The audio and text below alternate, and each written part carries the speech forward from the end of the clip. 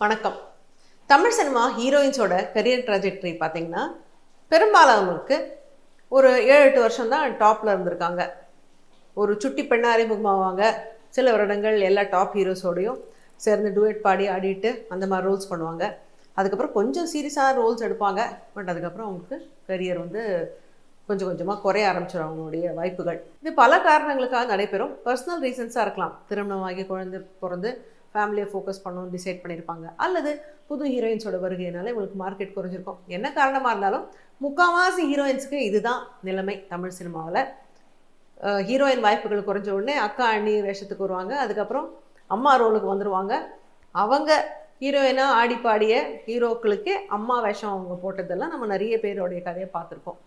சில விதிவிலக்குகள் உண்டு. அந்த காலத்தில் கேஆர் விஜயா, இப்போ நயன்தாரா, த்ரிஷா போன்றவர்கள் ரொம்ப லாங் இன்னிங்ஸ் ஆடியிருக்காங்க. இதே போல் பிளேபேக் சிங்கர்ஸ் பார்த்தீங்கன்னாலும் அவங்களுடைய கரியரும் பெரும்பாலும் இதே மாதிரி ஒரு ட்ராஜெக்டரியில் தான் போகுது. எப்படி அதில் எக்ஸெப்ஷன்ஸோ அதே போல் அந்த காலத்தில் சுசீலாம்மா, ஜானகிம்மா, சித்ரா இவங்களை போல் லாங் இன்னிங்ஸ் ஆடிய பிளேபேக் சிங்கர்ஸ் உண்டு. ஆனால் ரொம்ப ஷார்ட் டைம்லேயே நிறைய ஹிட் பாடல் கொடுத்துருப்பாங்க. அதுக்கப்புறம் அவங்க கொஞ்சம் அவங்களுடைய கரியர் குறைந்து விடுகிறது அல்லது காணாது போயிடுறாங்க. இந்த மாதிரி நிறைய பேர் இருந்திருக்காங்க.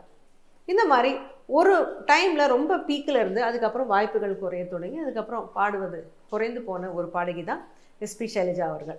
ஷாம் அப்படிங்கிற மியூசிக் டைரக்டருடைய இசையில் தான் அவங்க அறிமுகமானாங்க. ஆனால் கூடிய விரைவில் ராஜா சாரின் மோதல்களால் கூட்டுப்பட்டாங்க. அதனால நிறைய பாடல்கள் அவங்களுக்கு ரொம்ப அழகான பாடல்கள் கிடைத்தது.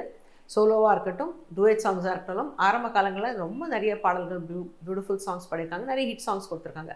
பட் கொஞ்ச நாள்லேயே நீங்கள் பார்த்தீங்கன்னா அவங்களுக்கு சோலோ சாங்ஸ் கிடைக்கிறது குறைஞ்சி போச்சு. ஒரு 5-6 வருஷம் கழித்து அவங்க டுவேட்ஸ் மாத்திரம்தான் அங்கே ஒன்றும் இங்கே ஒன்றும் பாடிட்டு இருந்தாங்க.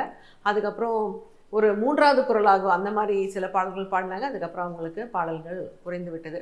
பட் அவங்க ஆரம்ப காலத்தில் பாடினாங்க இல்லையா சோலோ சாங்ஸ், ரொம்ப அருமையான பாடல்கள் சிலது பாடியிருக்காங்க. ரொம்ப யூனிக்கான ஒரு வாய்ஸ் அவங்களது. ஸோ எஸ்பி சைலஜா குரலில் சோலோ ஹிட்ஸ் அதை பற்றி தான் இன்றைக்கி நம்ம பேச போகிறோம். அந்த பாடல்களில் அவங்க வெளிப்படுத்திய வெர்சட்டாலிட்டி, ரேஞ்ச் அண்ட் அவங்களுடைய அந்த குரலில் இருந்த நயம், இதெல்லாம் பற்றி இன்றைக்கி பேசலாம். வெல்கம் டு ஒரு நாள் போதுமா.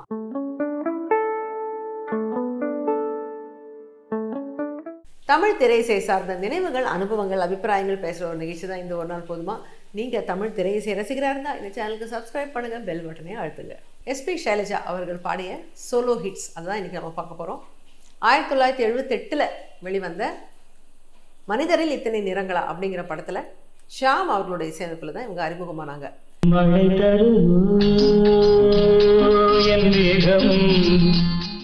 இந்த ஹம்மிங்கோட தான் அவங்களுடைய பின்னணி பாடகிங்கிற ஜேர்னி தொடங்கியது தமிழ் சினிமாவில்.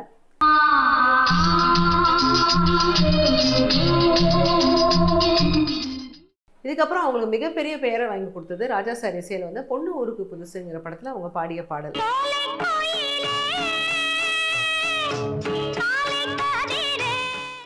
மத்தியமாவதி ராகத்தில் அமைந்த இந்த பாடல் இவங்களுக்கு ஒரு பெரிய பிரேக் த்ரூ சாங்காக அமைந்தது. அதுக்கப்புறம் தொடர்ந்து நிறைய பாடல்கள், சோலோ சாங்ஸ், ஹிட் சாங்ஸ் இவங்க கொடுத்துருக்காங்க. அதில் ஒரு 10 சாங்ஸ் எனக்கு பார்க்கலாம். Not necessarily in any order of importance. எனக்கு பிடித்த 10 பாடல்களை நான் வரிசைப்படுத்துகிறேன். இதுதான் ஒரு பெஸ்ட்டு அப்படின்னு நான் சொல்லலை. 10 பாடல்கள் அவ்வளோதான். 1, 2, 3 எல்லாம் சும்மா கணக்குக்கு தானே ஒழிய அது ரேங்க்கு கிடையாது. ஸோ நான் ரசித்த 10 எஸ்பி சைலஜா சோலோ சாங்ஸ். நான் முதல்ல சொன்ன மாதிரி ஹீரோயின்ஸ் நிறைய பேர் சுட்டி பெண்ணாக, துடுக்கு பெண்ணாக தான் அறிமுகமாவாங்க சினிமாவில். அந்த மாதிரி ரோல்ஸ் ஏற்று நடப்பாங்க. ஸோ அந்த மாதிரி ஒரு துடுக்கு பெண்ணை அறிமுகப்படுத்துறதுக்கு யூஸ்வலாக எல்லா படத்துலையும் ஒரு பாட்டு இருக்கும், ஹீரோயின் என்ட்ரி சாங் இல்லையா. அந்த மாதிரி பாடல்கள் எப்பவுமே நீங்கள் பார்த்தீங்கன்னா ரொம்ப ஒரு ஹாப்பி நோட்டில் இருக்கும், ரொம்ப துருதுருப்பாக இருக்கும். அந்த மாதிரி பாடல்கள் சைலஜாவும் பாடியிருக்காங்க. எனக்கு ரொம்ப பிடித்த பாடல் கல்யாணராமன் படத்தில் ஸ்ரீதேவிக்காக அவங்க பாடிய இந்த பாடல். சுத்த சாவேரி ராகத்தில் அமைஞ்ச பாட்டு இது. ரொம்ப ஒரு துள்ளலான பாடல், ஹாப்பி நோட்டில் இருக்க பாடல் தான். நல்லா ஹை பிச்சு. அண்ட் சைலஜா நிறைய படங்கள் அழகாக அவங்களுடைய கரியரோட பிகினிங்கே ஒரு ஹம்மிங் அப்படிங்கிறதாலே என்னமோ நிறைய பாடல்கள் அவங்க ஹம்மிங் ரொம்ப அழகாக அமைஞ்சிருக்கு. இந்த பாட்டில் அழகாக ஒரு சின்ன ஹம்மிங் வரும்.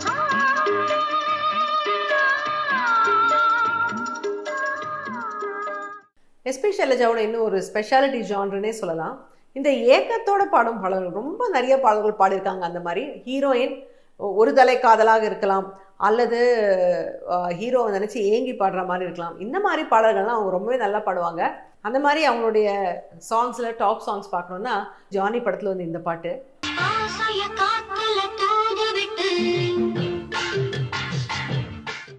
இந்த பாட்டு ரொம்ப நிறைய வேரியேஷன்ஸ் உள்ள ஒரு சாங். நல்ல ஹை பிச்சும் போகும்,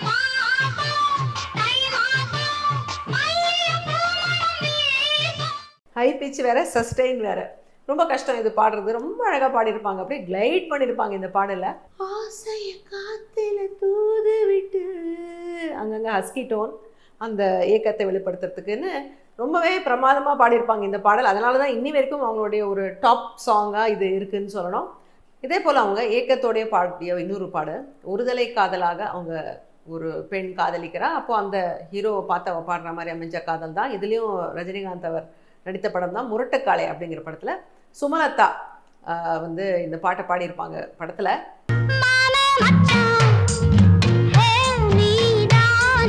அவளுக்கு தெரியும் அவன் தன்னை திருப்பி காதலிக்கலான்னு, இருந்தாலும் அவளோட தன் காதலை வெளிப்படுத்துகிறா. அதோட மாத்திரம் இல்லாமல் அவன் வந்து அந்த பாடலை நீங்கள் பார்த்தீங்கன்னா ஒரு நடுவில் பயங்கர டேஞ்சரஸ் மியூசிக்கெல்லாம் வரும்.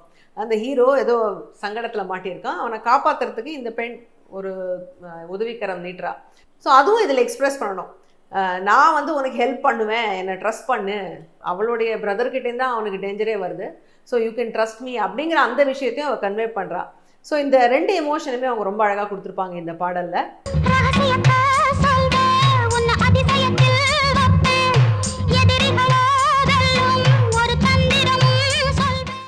அடுத்த பாடல் அதுவும் ரஜினிகாந்த் அவர்கள் நடித்த பாடல் தான், தனிக்காட்டு ராஜா. அதில் ஸ்ரீபிரியா பாடுற மாதிரி ஒரு பாடல். இதில் வந்து அந்த பெண் அவனை ஒரு தலைபட்சமாக தான் காதலிச்சுக்கிட்டு இருப்பான். ஆனால் அந்த பெண் தன்னுடைய ஆசை நிறைவேறி போகிறது அப்படிங்கிற ஒரு எண்ணத்தில் பாடுற பாடல்.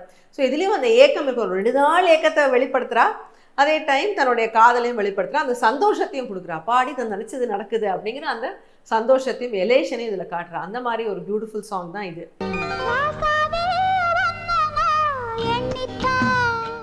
உனக்காகத்தானே நான் இருக்கேன், உனக்காகத்தானே இத்தனை நாள் ஏங்கிட்டு இருந்தேன்னு அந்த ஏர்னிங்க அந்த குரல் ரொம்ப அழகாக அவங்க எடுத்துகிட்டு வந்திருப்பாங்க.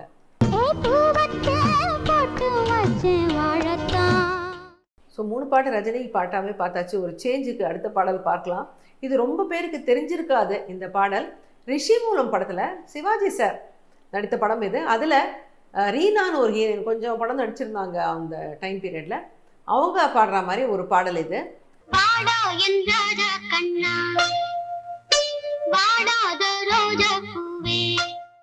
இதில் இந்த ஹீரோ கேரக்டருக்கு ஒரு குழந்தை இருக்குது, அதை பார்த்துக்கிறா இந்த பெண். பட் அவள் வந்து மனைவி, அந்த ஹீரோடைய மனைவி விட்டு பிரிஞ்சு போயிருக்கா. ஸோ இந்த பெண்ணுக்கு வந்து அந்த குழந்தை மேலே ரொம்ப பாசம், நல்லா பார்த்துக்கிறா. ஆனால் அந்த குழந்தையோட அப்பா மேலேயும் அவளுக்கு காதல் வந்துடுது. நீ என்னமோ தனியாக இருக்க, நானும் ஒன்று நினச்சி ஏங்குறேன், என்னை திரும்பி பார்க்கக்கூடாதா அப்படிங்கிற துணியில் பாடுற பாடல் இது. ஸோ இதில் அந்த குழந்தை மேலே இருக்கிற பாசம், அந்த தந்தை மேலே இருக்கிற காதல், ஆனால் அதை நேரடியாகவும் சொல்ல முடியாது, ஏன்னா அவர் தப்பாக நினச்சிக்கிட்டா. அதனால் அதை கொஞ்சம் சாடமாடையாக சொல்கிற மாதிரியான ஒரு பாடல். ரொம்ப ஒரு இன்ட்ரெஸ்டிங் ஒரு சிச்சுவேஷன் இதில். இது ரொம்ப அழகாக பாடியிருப்பாங்க.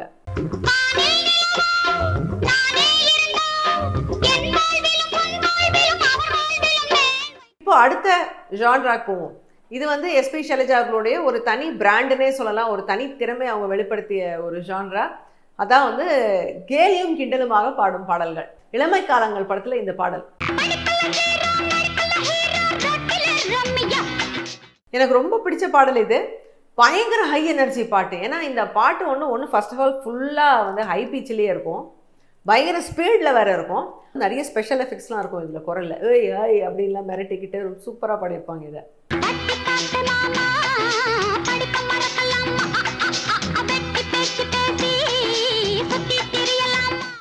இந்த பாட்டில் குரலில் விப்ராட்டோலாம் கொடுப்பாங்க. ஸோ அந்த மாதிரி நிறைய வேரியேஷன்ஸ் இந்த வாய்ஸில் வந்து எக்கச்சக்கமாக வேரியேஷன்ஸ் கொடுத்து அவங்க பாடிய ஒரு பியூட்டிஃபுல் சாங் இது. இந்த படத்தில் மற்ற பாடல்கள்லாம் பெரிய ஹிட் ஆனாலும் இந்த பாட்டு எனக்கு ரொம்பவே பிடிச்ச ஒரு பாட்டுன்னு சொல்லுவேன். அஃப்கோர்ஸ் இதே மாதிரி அவங்க பாடி இன்னும் ஒரு நையாண்டி பாடல், பெரிய சூப்பர் டூப்பர் ஹிட் பாட்டு வந்து சகலகலா வல்லவன்ல வந்த கட்டவண்டி பாடல்.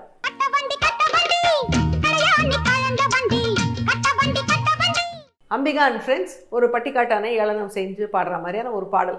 பியூட்டிஃபுல்லாக பாடியிருப்பாங்க இந்த பாட்டிலையும்.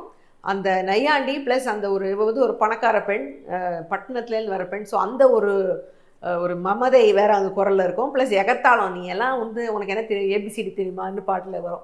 ஸோ அந்த எகத்தாளம் இது எல்லாமே இந்த எமோஷன் எல்லாமே அழகாக இந்த குரலில் கொண்டு வந்திருப்பாங்க இந்த பாடலில். இதுலேயும் குரலில் ஒரு நடுக்கத்தோட ஒரு இடத்துல ஏன்னு இழுத்துக்கிட்டு இந்த மாதிரி நிறைய ஸ்பெஷல் எஃபெக்ட்ஸ் கொடுப்பாங்க. ஏன்னா இந்த மாதிரி பாட்டில் அது தேவை இல்லையா? ஸோ அதெல்லாம் ரொம்ப அழகாக வேரியேஷன்ஸ் கொடுத்துட்டே இருப்பாங்க. எதுவுமே ஒரு லைன் ஒரு தடவை ரிப்பீட் ஆகும்போது வேறு வேறு வேறு வேரியேஷனில் பாடியிருப்பாங்க. இந்த டீஸ் பண்ணி பாடலில் இன்னும் ஒரு ஸ்லைட் வேரியேஷன் ஒரு பாடல் இருக்குது. இது வந்து தர்மயுத்தம் படத்தில்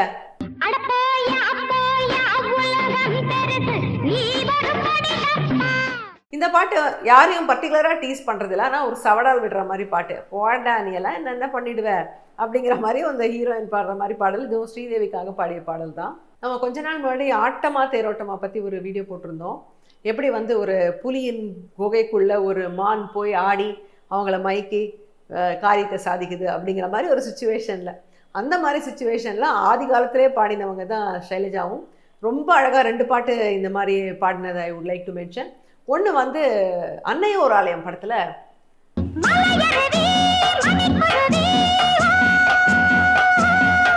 இதுவுமே நல்ல ஹை எனர்ஜி பாட்டு, நல்ல ஹை பிச் வேற. ஹை பிச்சில் சிலருக்கு வந்து குரல் மெல்லிசாகிடும், அந்த மாதிரி இல்லாமல் இவங்களுக்கு வந்து அவங்களுடைய அந்த வாய்ஸ் டிம்பர் இல்லையா அது நல்லா மெயின்டைன் ஆகும். இந்த இதில் வந்து ஒரு வேட்டைக்கு போகும், ஒரு மதம் பிடித்த யானையை வேட்டையாட போகிறாங்க. அவங்க அந்த யானை வந்து மதம் பிடிக்கல, அது பாவம் உன்னோட குட்டியை தேடி அலையுது, அதை கொல்லாதீங்க அப்படின்னு அந்த ஃபாரஸ்ட் ரேஞ்சர்ஸ் எல்லாம் தடுத்து நிறுத்துறதுக்கு ஒரு பெண் ஆடுறா, அவங்களை டிஸ்ட்ராக்ட் பண்ணுறதுக்கு. கொஞ்சம் she's buying time for the hero. அதுக்காக ஒரு அந்த மாதிரி ஒரு சுச்சுவேஷன் வர பாட்டு. ஸோ அவள் குரலில் வந்து அந்த யானை மேலே இருக்கிற ஒரு பரிவு, ஐயோ ப்ளீஸ் போகாதீங்க அப்படின்னு கெஞ்சுற ஒரு துணி, ப்ளஸ் அவங்களை டிஸ்ட்ராக்ட் பண்ணுறதுக்கான ஒரு செடக்ஷன், இது எல்லாமே இந்த பாட்டில் அழகாக கொடுத்துருப்பாங்க.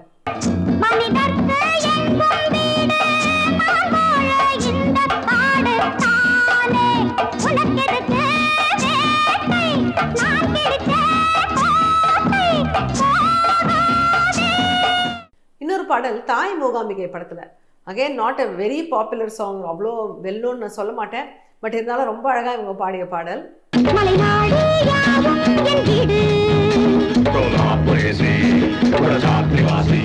இது வந்து ஆதிவாசிகளுக்கு தோணல ஒரு பெண் ஆடுறா, ஏன்னா அவன் காதலன் மாட்டிட்டு இருக்கான், அவனை காப்பாற்றுற மாதிரி ஒரு சுச்சுவேஷன்.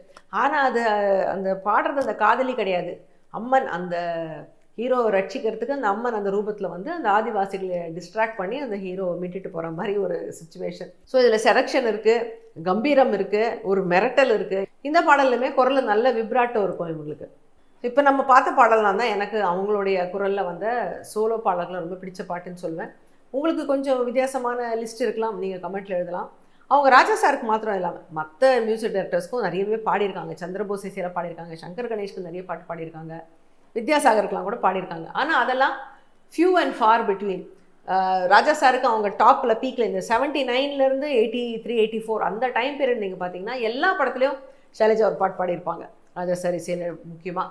அதுக்கப்புறம் அது குறைய ஆரம்பிச்சிது. என்றைக்கோ ஒரு நாள் தான், ஒரு 4 படத்தில் நடுவில் திடீர்னு ஒரு பாட்டு, அந்த மாதிரி அவங்களுக்கு வாய்ப்புகள் குறைய ஆரம்பிச்சு விட்டுது.